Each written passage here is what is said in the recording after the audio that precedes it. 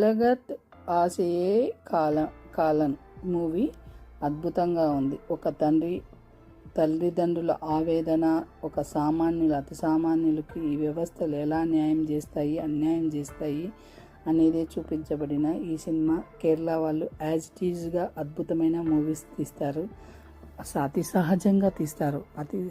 దీంట్లో నటించిన వాళ్ళు అతి సహజంగా అద్భుతంగా నటించారు, వాళ్ళకి చెప్పాల్సిన అవసరమే లేదు. కానీ ఈ సినిమాలో ట్విస్టులు ఉన్నాయి. పోలీసులను ముప్పు తిప్పులు పెట్టిన ఒక అతి సామాన్యుని స్టోరీ ఇది.